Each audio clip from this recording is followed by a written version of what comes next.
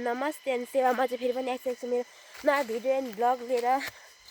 अनि आज चाहिँ हामी पात टिप्न जाँदैछौँ तिहारको लागि। अनि तिहारमा यसो ऊहरूलाई आउनुहुन्छ नि त अनि मामाहरू, अनि त्यसपछि रोटीहरू दिनुपर्छ। अनि हामी चाहिँ जाँदैछौँ यहाँ तल जङ्गलमा झरिसक्यौँ। यहाँ पार्टीपट्टि जङ्गलमा जानुपर्ने छ पात टिप्न। 3 जना जाँदैछौँ, म अनि आमा 2 जना अनि म जाँदैछु साथीहरू। आज चाहिँ पात टिप्नलाई हेर्दै साथीहरू, हेर्दै गर्नु होला साथीहरू। किन खालिका मान्छे मरे बडा ऊ मरेको अरे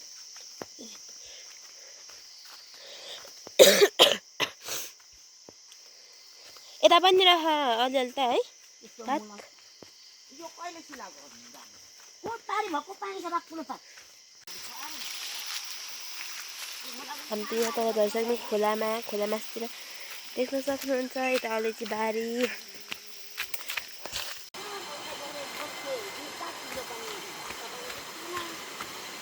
कतै त्यस्तो भएको हाम्रो रिठी खोला साथीहरू। यो चाहिँ हामी त यहाँ रिठी खोलामा आइसक्यौँ साथीहरू।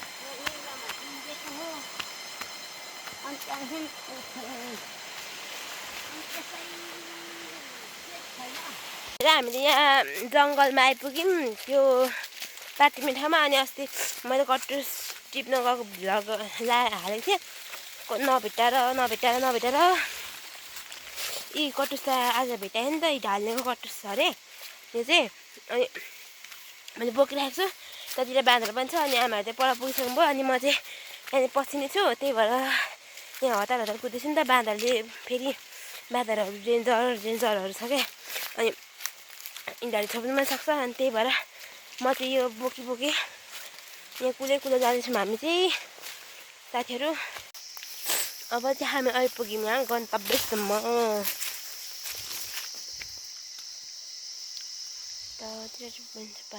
खोलाको पात चाहिँ बाटो साटो छैन, पातै अलिअलि भएको पनि सबै उले किराले सकेको रहेछ। जम्मा यति पात टिपेको छ। यता त राम्रो पात पो हुन्थ्यो। यी डोकोमा कत्रो बोटो राम्रो रुखको भोलाको टिपेर लगौँ हौ। भोलाको टिपेर लान्छ।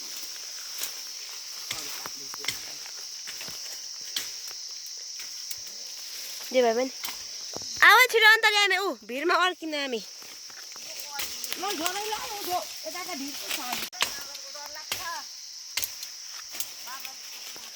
मारे आमामा कत्रो रुख छ यो त राम रुख कत्रो रहेछ हौ। भोलाको यो खो के को हो यो रुख काली काठ क्यार यो घारी। यो भिड कहिले पार गर्नु त यता हुँदा भिडै भिड, यता मान्छे फारेकै बाटो। उसो भेटेको छैन, पात सात भेटेको छैन। अब पर्तिर छ अरे हौ, आउ न।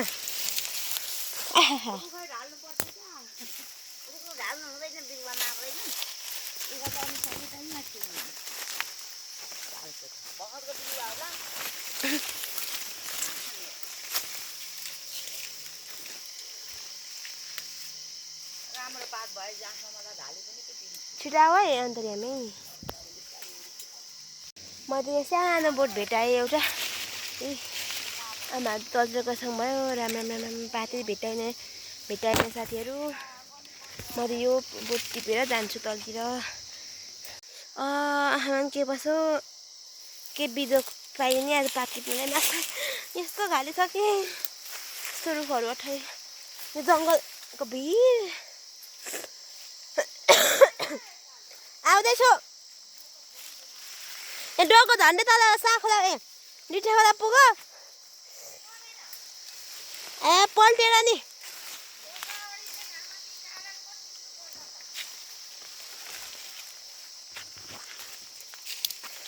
यो घारी पनि के साह्रो घारी हो।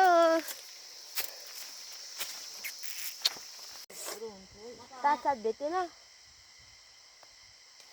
अब एक मुठा अलिअलि भएको म 2 चोटि आइसकेँ फेरि पात टिप्नु धानेको पात नकुने हुन्छ हुँदैन हौ यी अन्तर्यामी पनि थाहा छ होला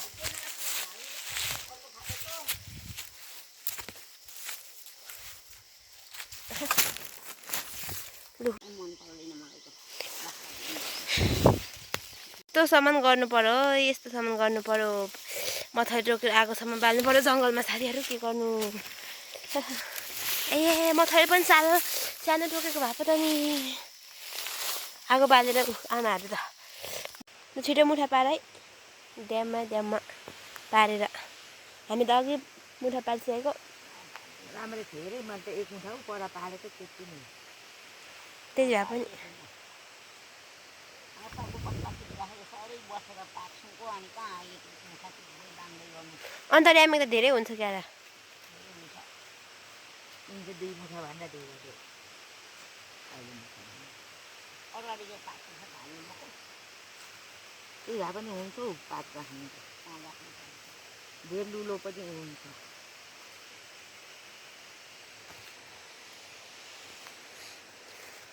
अहिले के भन्ने टिप्सिङको नि ढालेको पात खोइ के जाति नाच भन्थ्यो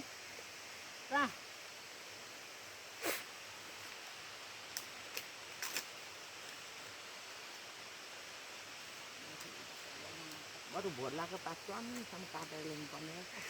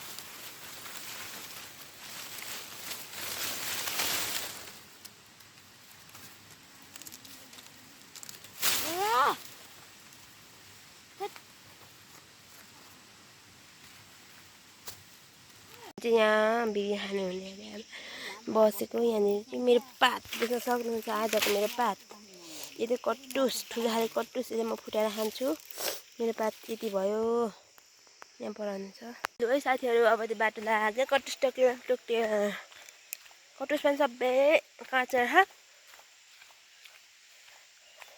काँचो कट्टुस त नमिठो हुँदो रहेछ सेतो कट्टुस जङ्गलबाट बाटो लाग्यो साथीहरू हान्थ्यो अब